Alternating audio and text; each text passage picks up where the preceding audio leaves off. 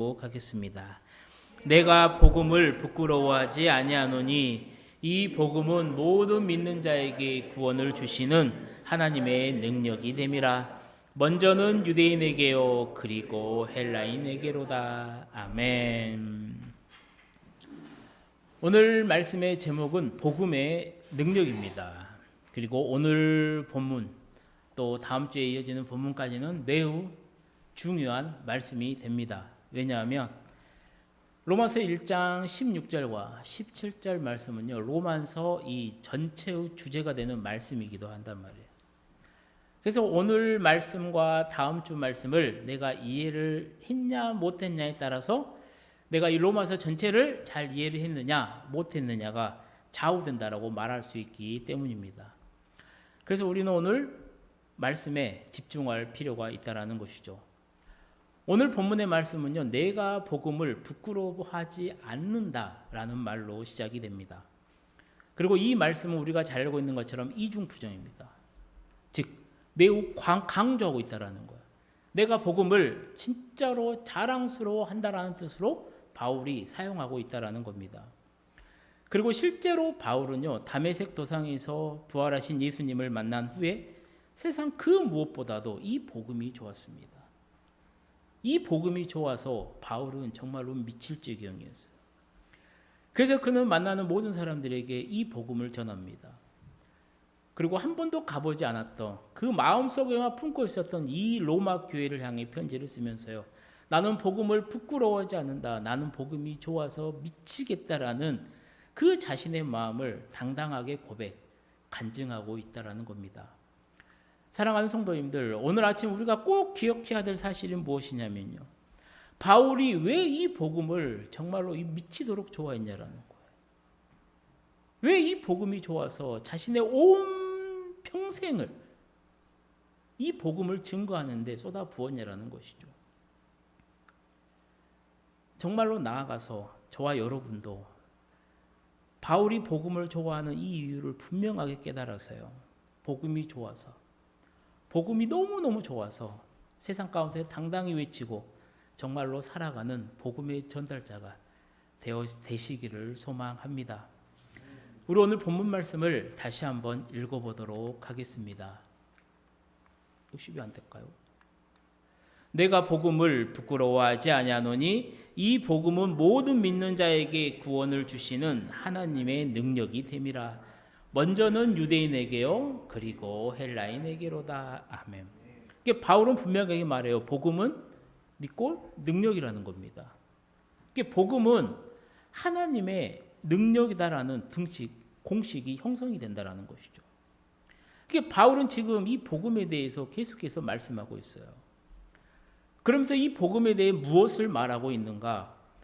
바울의 입장에서 봤을 때 바울에게 복음은 무엇이었냐면 해방이라는 겁니다. 해방. 그래서 바울이 전하는 이 복음을 잘 보면요, 세 가지의 의미가 담겨 있습니다. 첫 번째가 뭐냐면 복음, 이 유앙겔리온은 원래 기쁜 소식이라는 원뜻을 가지고 있어요. 그리고 바울 당시에 기쁜 소식이 무엇이었냐면요, 해방과 승리의 소식을 말하는 것이었습니다. 지금이야, 오늘날에야 이제 통신수단이 발달이 됐습니다. 세계 어느 곳에 있든지 우리는 휴대폰으로 문자라든가 카톡이라는 영상통화를 통해서요, 실시간으로 상황을 알 수가 있었어요. 하지만 옛날에는 그렇지 않았죠. 과거의 통신수단은요, 봉화였습니다. 비둘기였어요. 마라톤이었습니다. 마라톤이 지금은 운동 경기였지만 당시에는 군사 목적이었습니다. 즉 위험을 피해가면서 멀리 빨리 뛰는 훈련을 했던 것이 바로 마라톤이었죠. 이것이 요즘은 이제 마라톤 경기로 나왔는데요, 예전에는 통신수단이었다라는 것이죠. 또 옛날에 전쟁이 납니다. 아들과 남편, 이 남자들이 전쟁에 나가잖아요. 죽었는지 살았는지 알 길이 없어요. 전쟁에서 이겼는지 패했는지 알 길이 없습니다. 서너 달씩 혹은 1년씩 전쟁 소식을 전혀 모른 채 기다렸어요. 그러다 한 병사가 옵니다. 성 위로 올라가요. 그리고 나팔을 붑니다. 그리고 온 성 안의 사람들이 다 그 사람을 보러 모여듭니다. 그때 이 병사가 승전의 소식을 전하던 것이죠. 우리가 어디 전쟁에서 이겼다. 그러면 모인 사람들은 와 하면서요, 기뻐하면서 잔치를 벌입니다. 함성을 질러요. 몇 시간이고 기쁨의 축제를 벌입니다. 그리고 그들이 기쁨의 축제를 벌인 이유는 딱 하나예요. 단 한마디의 소식이었다라는 겁니다. 이때 전해지는 기쁨의 소식이 바로 유앙겔리온, 복음이었다라는 거예요. 기쁨의 소식, 해방의 소식, 승리의 소식, 바로 이 소식이 복음, 기쁨의 소식, 복음이었다라는 것이죠. 그래서 바울은 지금 이것을 기독교적으로 소화해서 말하고 있다라는 거예요. 예수님이 사탄과의 전쟁에서 승리했다라는 거예요. 그러므로 우리는 구원을 받았다라는 거예요. 그리고 이것이 바로 복음이라는 겁니다. 지난주 설교 시간에 말씀드렸죠. 복음이라는 것은 무엇이냐면요. 복음은 우리의 죄와 허물을 위해서 죽으시고 무덤에 묻히신 지 사흘 만에 살아나시고 지금도 살아서 우리와 함께 계시는 예수님이 바로 복음이라는 거예요. 그렇게 바울은요, 이 그리스도에 대한 소식 복음을 전하면서 해방을 생각하고 있다라는 거예요. 즉 죄와 사망과 이 사탄을 이기고 율법과 진노를 이기는 그 승리의 소식이자 동시에 모든 것들로부터 모든 속박으로부터 벗어나는 그 해방의 소식이 바로 복음이라는 겁니다. 그러니 기독교는요, 축제의 종교예요. 그래서 예수를 잘 믿는다라는 것은요, 내가 정말로 기뻐한다라는 겁니다. 내가 하루하루를 벅찬 감격과 기쁨으로 살아간다라는 거예요. 그게 내가 예수를 잘 믿는 거예요. 그래서 정말로 저 사람이 예수를 잘 믿냐 안 믿냐 하나의 촉도가 되는 것이 무엇이냐면 저 사람이 얼마나 자유하냐라는 거예요. 얼마나 얽매이지 않느냐라는 거예요. 왜냐하면 복음이라는 것은요, 모든 속박으로부터 우리를 벗어나게 하는 거라니까요. 물질이든 건강이든 자녀든 모든 관계든 그 모든 것으로부터 속박으로부터 자유롭게 해주는 게 복음이에요. 이 복음을 내가 미치도록 잘 믿는다. 이 복음을 따라 산다. 그 말은 무엇이에요? 세상이 주는 모든 것들로부터 내가 얼마나 자유하냐라는 것이죠. 당연한 겁니다. 기쁨의 소식을 받았으니 기뻐할 수밖에 없다라는 거. 내가 복음을 듣고 내가 복음을 믿고 복음을 받아들이고 날마다 짜증내고 날마다 투정만 부리고 울면 그게 말이 안 된다라는 것이죠. 사랑하는 성도님들, 지난 시간에 말씀을 드렸죠. 신앙을 잘 지키려면요, 본질을 붙들어야 됩니다. 그리고 신앙의 본질은 복음이에요. 우리의 신앙의 본질은 복음입니다. 또한 우리의 신앙을 한마디로 말한다면 은혜예요. 은혜는 곧 기쁨입니다. 그러니 복음은요, 우리 신앙의 전부가 된다라는 겁니다. 그렇게 바울은 이 복음은 우리에게 곧 생명의 소식, 능력의 소식이다라고 생각하고요. 지금 당당하게 고백하고 간증하고 있다라는 것이죠. 두 번째 복음이라면 무엇이냐면 능력이라는 거예요. 그것도 그냥 능력이 아니라 하나님의 능력이라는 겁니다. 하나님의 능력, 헬라어로 말하면 디나미스예요. 하나님의 디나미스. 지금 표현으로 말하면 다이너마이트라는 겁니다. 터지는 겁니다. 세상의 다이너마이트는 터지는 것이 깨집니다. 파괴가 돼요. 모든 것이 붕괴되죠. 그런데 복음의 다이너마이트가 터지면요, 사람이 살아나는 역사가 일어나더라는 거예요. 구약에서 믿음을 대표하는 사람, 우리가 잘 알고 있습니다. 아브라함입니다. 75세 하나님의 부르심을 받아요. 갈대아 우르를 떠납니다. 그리고 가나안으로 오게 돼요. 하나님은요, 이 아브라함에게 복의 통로가 되겠다. 내가 네에게 가나안 땅을 주겠다. 내가 너에게 후손을 많이 주겠다. 하늘의 별처럼 바닷가의 모래알처럼 많게 해주겠다는 약속을 하세요. 분명히 아브라함은 기대감이 컸을 겁니다. 그런데 시간이 흘러요. 정착을 합니다. 10년, 20년이 지나도요, 자식 하나 생기지가 않아요. 어느덧 아브라함의 나이가 99세, 사라의 나이가 89세가 됩니다. 이미 사라는 폐경이 돼서요, 이제 아이를 낳을 수가 없는 지경에 이르렀죠. 그때 하나님이 나타나세요. 그리고 말씀합니다. 창세기 17장 1절 말씀입니다. 아브라함이 99세 때 여호와께서 아브라함에게 나타나서 그에게 이르시되 나는 전능한 하나님이라 너는 내 앞에서 행하여 완전하라. 그러시면서 쭉 말씀을 하세요. 그리고 16절에 가게 되면요, 1년 후에 아들을 낳을 것을 말씀하십니다. 한번 읽어보겠습니다. 내가 그에게 복을 주어 그가 내게 아들을 낳아주게 하며 내가 그에게 복을 주어 그를 여러 민족의 어머니가 되게 하리니 민족의 여러 왕이 그에게서 나리라. 아멘. 그리고 어떻게 됩니까? 아브라함이 100세 때, 사라가 90세 때, 생물학적으로는 도저히 불가능한 일들이 이 가정에 일어난다는 겁니다. 죽은 가정이 살아있는 가정으로, 슬픔에 잠겨 있는 가정이 기쁨이 넘치는, 웃음이 넘치는 이 축복의 가정으로 변했다라는 것이죠. 그러니까 하나님을 믿으니 그 가정에 복음의 다이너마이트가 터졌다라는 겁니다. 그러니 그 가정에 기쁜 소식, 구원의 소식이 들려오더라는 것이죠. 그리고 이런 믿음이 있었기 때문에요, 하나님은 죽은 자도 살린다라는 이 부활 신앙이 이들에게 있었기 때문에 나중에 창세기 22장에 가게 되면 하나밖에 없는 아들 이삭을 바치라는 이 재물, 이 시험도 거뜬하게 통과하더라는 겁니다. 신약 성경을 봐도 마찬가지예요. 예수님을 믿고 귀신이 떠난 사람, 병에서 고침을 받는 사람, 눈이 떠진 사람, 죄사함을 받은 사람, 죽음에서 살아난 사람들, 수많은 사람들, 복음의 다이나모트가 터짐으로 정말로 기쁨의 소식, 구원의 소식, 해방의 소식이 넘쳐나는 예는 찾아보려고 하면 시간이 부족하다라는 것이죠. 세 번째, 이 복음은 뭐냐면요, 믿는 자에게 구원을 주신다라는 거예요. 정말로 중요하죠. 복음은 믿는 자에게 구원을 줍니다. 우리 오늘 본문 말씀을 다시 한번 읽어보도록 하겠습니다. 내가 복음을 부끄러워하지 아니하노니 이 복음은 모든 믿는 자에게 구원을 주시는 하나님의 능력이 됨이라. 먼저는 유대인에게요 그리고 헬라인에게로다. 아멘. 이게 복음을 영접한 자에게는 복음의 다이나마이트가 터져서 그들에게 구원을 주신다라는 겁니다. 그러면 우리가 생각해 봐야 될 게 있어요. 구원은 무엇이냐라는 거예요. 예수 믿고 구원 받으세요. 전도할 때 흔히 말합니다. 자, 그러면 구원은 무엇이냐라는 거예요. 구원이 무엇이냐라는 거예요. 성경에서 구원을 찾아보면요, 이렇게 중요도를 찾아보면 정말로 가장 기초적인 구원이 이겁니다. 병에서 낫는 것, 위험으로부터 좀 보호받는 것. 한 단계 나아가면요, 좀 세속화와 타락으로부터 구원을 받는 것. 그리고 실제로 중요한 구원, 정말로 별 5개짜리는 뭐냐면요, 죄와 율법으로부터 구원이라는 거예요. 사망과 사탄으로부터 구원이라는 겁니다. 종말론적으로 구원이라는 거예요.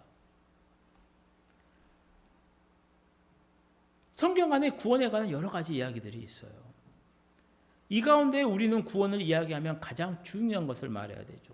구원은 무엇이냐면 죄와 죽음과 심판으로부터 구원을 누리는 것이라는 겁니다.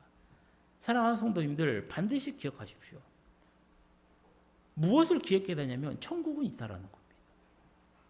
지옥은 있어요. 정말로 놀란 게 뭔지 아십니까? 교회 다니는 사람들이 천국이 있습니다 하면 웃어요. 천국은 있다니까요. 그런데 마귀가 하는 가장 대표적인 장난 가운데 하나가 뭐냐면 천국은 없다라는 겁니다. 있겠지. 어딘가에 있겠지. 아니요, 천국은 분명하게 있다니까요. 근데 마귀가 이것을 살짝 장난을 칩니다. 천국은 그저 어르신들의 옛날에 나오는 전래 동화 같은 이야기라는 거예요. 자, 그렇게 되면 어떻게 되느냐? 우리가 믿고 있는 이 기독교의 가치는요, 밑바닥까지 처박혀 버린다. 그러니 이거 장난에 넘어가지 말고 정신을 단단히 붙들어야 돼요. 우리는 모두 다 죽습니다. 다 죽어요. 영원히 사는 사람은 없습니다. 그리고 우리가 이 세상을 떠나서 우리는요, 반드시 하나님 앞으로 가게 됩니다. 그리고 거기서 심판을 받게 돼요. 그리고 심판을 통과하게 되면요, 주님 품에 안겨서 천국에서 영원한 삶을 살게 될 겁니다. 그리고 이 모든 것들을 가능케 해줄 것, 그게 무엇이냐면 바로 복음이라는 겁니다. 오직 복음의 능력으로만 가능해진다는 거예요. 그래서 구원을 다르게 표현을 하면요, 자유라고도 말을 해요.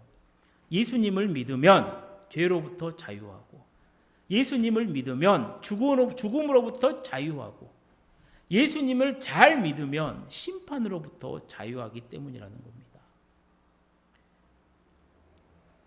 좀 더 깊이 들어가 보면 구원받았다라는 것의 의미는요, 과거, 현재, 미래를 다 포함하고 있다라는 거예요. 우리가 자주 사용하는 말 중에 칭의가 있죠. 또 성화, 또 영화라는 말이 있습니다. 이게 구원의 시제예요. 과거는 뭐냐면 칭의예요. 내 옛날의 죄를 제거해 주는 겁니다. 현재는 뭐냐면 성화예요. 성화의 삶이 뭐냐면 내가 지금 오늘 거룩한 삶을 살도록 추구하는 겁니다. 영화는 뭐냐면 미래 시제입니다. 예수 그리스도의 재림과 더불어 주님과 더불어 누릴 그 영화를 말하는 거예요. 즉 예수님을 믿고 구원을 받았다라는 것은 무엇이냐면요, 과거, 현재, 미래적인 요소가 다 들어있다라는 거예요. 그래서 신학자는 이렇게 말을 해요. 예수님을 믿는 자들은 구원을 받았고 구원을 받고 있는 것이고 구원을 받을 것이다라고. 이 비밀을요, 바울이 깨달았습니다. 그러니 바울은 어때요? 복음은요, 놀라운 거라니까. 복음은 놀라운 겁니다. 해방이라니까, 기쁨이라고, 자유라니까. 모든 것들로부터 자유할 수 있어요. 내가 죽어도 하나님 때 갈 수 있어요. 그 어느 누구도 그걸 못합니다. 로마 황제도 그걸 못해요. 그 어느 물질도 그걸 해낼 수가 없습니다. 오직 딱 한 가지 복음입니다. 이거를 명백하게 깨달으니까요, 바울이 이야기하는 겁니다. 이 복음만을 이야기하는 거예요. 만나는 모든 사람들에게 복음을 자랑하고 싶어 정말로 미치는 겁니다. 그래서 한 번도 가보지 않았던 로마에 가서 복음을 전하고 싶어 했던 거, 바울로서는 너무나도 당연한 거예요. 그렇게 오늘 본문에 바울이 이야기를 하는 겁니다. 복음은 생명이라고, 복음은 구원이라고. 그러면서 나는 이 복음을 전혀 절대로 부끄러워하지 않는다라고 당당하게 이야기하는 것이죠. 1장 1절부터 15절까지가 로마서의 서절로 이제 소론으로 봅니다. 그리고 본론이 들어가는데, 바울이 지금 나는 복음을 부끄러워하지 않는다라고 시작을 해요. 본론을. 왜 이렇게 이야기를 했을까요? 그것은 이 당시에 복음을 부끄러워하는 사람들이 상당히 많이 있었기 때문이라는 거. 자기가 봤을 때, 바울의 시선으로 봤을 때 복음은 모든 것이에요. 복음은 모든 것입니다. 근데 그 당시에 로마 사람들의 시각으로 볼 때요, 복음은 부끄러운 것이었습니다. 왜냐하면 십자가는요, 그들에게 정말로 부끄러운 것이었거든요. 당시에 로마 사람만 되어도요, 십자가형은 받잖아요. 저 사람이 십자가형을 받았잖아요. 그러면은 딱 하나입니다. 약소국가 사람이었다라는 거예요. 그러니까요, 재판도 그냥 하는 겁니다. 철저히 준비해서요, 재판을 하고 또 재판을 하고 그러지 않아요. 예수님이 어떻게 십자가를 받았냐면 보면 알잖아요. 새벽에 재판을 합니다. 그리고 그때 그냥 그날 아침에 때려버려요. 9시에. 새벽에 재판을 해서요, 그냥 9시에 못 박아버린다니까요. 이유는 하나라니까. 로마 사람들의 시각을 봤을 때 이 사람은 로마 시민이 아니라는 겁니다. 그냥 약소국가, 그냥 얼렁뚱땅 하면 돼요. 그런 사람들의 시각으로 복음은요, 정말로 부끄러운 거예요. 또 한 가지, 십자가에 죽는다는 것은요, 더더욱 부끄러운 모습이었죠.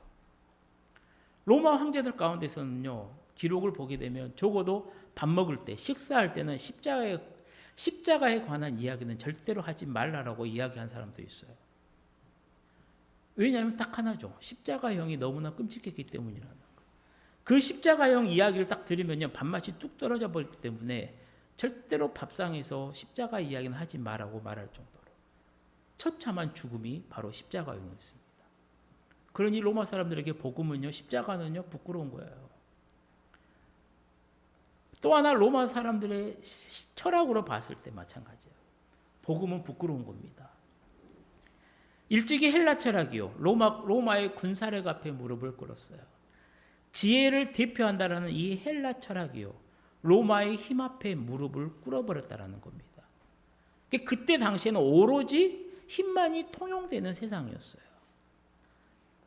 그래서 요한복음 이 18장을 보게 되면요, 예수님께서 이제 재판을 받는 가운데 빌라도를 보고 그래요. 무릇 진리에 속한 자는 내 소리를 듣는다라고 해요. 그러니까 빌라도가요, 진리가 무엇이냐라고 반문하는 내용이 나와요. 우리 요한복음 18장 한번 읽어보도록 하겠습니다. 빌라도가 이르되 그러면 내가 왕이 아니냐? 예수께서 대답하시되 내 말과 같이 내가 왕이니라. 내가 이를 위하여 태어났으며 이를 위하여 세상에 왔나니 곧 진리에 대하여 증언하려 함이로라. 무릇 진리에 속한 자는 내 음성을 듣느니라 하신대 빌라도가 이르되 진리가 무엇이냐 하더라. 아멘. 그게 지금 빌라도는 예수님께 묻는 게 아니에요. 진리가 무엇이냐 이거 묻는 거 아닙니다. 비웃는 겁니다. 그 십자가에 죽을 놈이 네가 뭔데 지금 진리 이렇게 운운하냐라는 거예요. 지금 네 처지에 진리 운운하는 게 말이 되냐라는 거예요. 지금 그 얘기인 겁니다. 이 같은 로마 사람들의 시각으로 보니까요, 예수의 십자가는요 진짜 부끄러운 겁니다. 형편없는 것이에요. 그거를 내가 믿어? 그 부끄러운 것을? 이렇게 생각하는 사람들이 상당히 많았다라는 거예요. 그 사람들에게 지금 바울이 이야기하는 겁니다. 그런 세대에 그런 사람들에게 바울이 당당하게 외치는 거라는 거예요. 아니다라는 겁니다. 나는 이 십자가가 절대로 부끄럽지 않는다라는 거예요. 나는 복음을 부끄러워하지 않는다라는 거예요. 나는 이 예수를 사랑한다라는 겁니다. 나는 이 예수의 제자가 된 게 나에게는 큰 영광이라는 거예요. 지금 그렇게 바울이 이야기하고 있다는 것이죠. 그래서 이것이 바로 바울의 진실한 간증이고 고백이었다는 것이죠. 그리고 그의 삶은 어때요? 자신의 이 고백처럼요, 결코 복음 앞에서 절대로 부끄럽지 않는 삶을 살았다는 겁니다. 그는 예수의 부름을 받은 이후로 정말로 진실되게 진실하게 이 복음을 위해 살았다는 것이죠. 그래서 로마에 가겠다는 꿈만 꾸는 것이 아니라 로마서를 써서 보낸 3, 4년 후쯤에 죄인된 신분으로 로마로 가게 됩니다. 그리고 로마에 3년 동안 있으면서 갇히기도 하고 풀리기도 하면서 그곳에서 계속해서 이 복음을 증거했다라는 겁니다. 그리고 그 놀라운 것은 무엇이냐면 그 당시 로마 교회가 거두게 되었던 전도의 열매였다라는 것이죠. 역사가들의 기록을 보게 되면요, 네로 황제가 핍박을 합니다. 그리고 바울이 칼로 죽임을 당해요. 그리고 그때 있었던 베드로 또한 십자가형의 거꾸로 매달려서 죽임 당합니다. 즉 그 당시에 예수를 믿는 사람들은요 정말로 처참한 고통을 많이 당했어요. 그럼에도 로마 시해가 유대인들 가운데 예수만 믿는 사람이 2만 명이 넘었다라고 합니다. 그렇다면 유대인들이 아닌 사람들 가운데 예수를 믿는 숫자는 또 얼마나 많았겠어요. 그래서 역사가들은 그들을 거대한 군중이다라고 표현을 했어요. 사랑하는 성도님들, 어떻게 이런 일이 일어날 수 있었냐? 그것은 바로 이 바울과 베드로를 포함한 예수를 믿는 모든 사람들, 그들이 전했던 복음을 듣고요, 구원의 감격과 복음의 능력을 회복했기 때문일 것이다라는 겁니다. 그렇다면 오늘 우리 한국교회의 모습은 어떠냐? 왜 교회 안에 그렇게 싸움이 많습니까? 왜 교회 안에 중생받지 못한 성도들? 중생이란 말은 뭐냐면요, 내 죄가 사해지는 겁니다. 예수 믿고 내 죄가 사해져요. 그리고 성령님으로 인해서 영적으로 새롭게 다시 태어난 사람, 다시 태어나는 것을 우리는 중생이라고 말해요. 즉 예수를 믿으면 내 신분이 변하는데, 예수를 믿으면 내 위치가 바뀌는데, 그러지 못한 사람들이 너무나도 많다라는 거예요. 이게 무슨 말이냐면요, 교회 밖에 나가면 똑같다라는 겁니다. 예수 믿는 사람인지 예수 안 믿는 사람이 똑같다라는 거예요. 왜 이런 사람들이 교회에 많이 드나드냐라는 거예요. 왜 구원의 감격이 식어버렸습니까? 왜 서로 용서하지 못해요? 왜 매주일 말씀 듣고 성경 보고 기도한다라는데 삶이 변하지 않습니까? 왜 해결할 줄 모릅니까? 왜 변명만 늘어놓습니까? 왜 복음을 부끄러워합니까? 이유는 교회가 이 복음의 능력을 잃어가고 있기 때문이라는 겁니다. 그렇다면 어떻게 하면 좋겠습니까? 어떻게 하면 이 복음의 능력을 우리가 다시 회복할 수 있겠습니까? 우리 모두가 복음을 듣고 이 복음 안으로 들어가야 된다는 거예요. 사랑하는 성도님들, 복음이 무엇인지 분명하게 정의하십시오. 분명하게 깨달으십시오. 복음은요, 우리의 죄와 허물을 위해 죽으시고 무덤에 묻히신 지 사흘 만에 살아나시고 지금도 살아서 우리와 함께 계시는 바로 그 예수님이 복음인 겁니다. 이 복음이신 예수님만이 나를 살려낼 수 있습니다. 복음이신 예수님만이 여러분의 가정을 살려낼 수 있습니다. 복음이신 예수님만이 우리 한국교회를 살려낼 수 있고요. 복음이신 예수님만이 우리나라를 살려낼 수 있다는 겁니다. 이제는 우리도 이 바울이 가졌던 이 복음에 대한 확신을 가지고요. 정말로 이 복음을 자신 있게 고백했으면 좋겠습니다. 우리 오늘 본문 말씀을 다시 한번 다 함께 읽어보도록 하겠습니다. 내가 복음을 부끄러워하지 않았니? 이 복음은 모든 믿는 자에게 구원을 주시는 하나님의 능력이 됨이라. 먼저는 유대인에게요, 그리고 헬라인에게로다. 아멘. 이 복음의 확신을 가지고요, 정말로 바울처럼 복음을 전하는데 힘쓰시는 우리 성도님들이 되시기를 축복합니다. 이제 말씀을 마치려고 합니다. 사랑하는 성도님들, 오늘 주신 말씀 앞에 한번 깊이 생각해 보십시오. 오늘 나는 복음의 능력을 체험하고 있습니까?